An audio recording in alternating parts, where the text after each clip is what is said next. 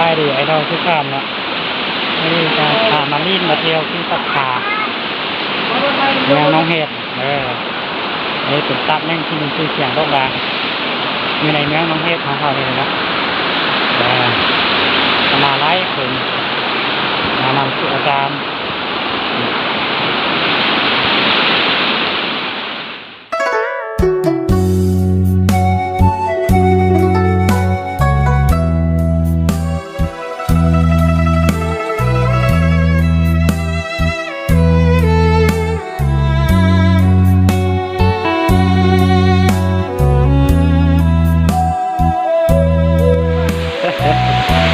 งามบ่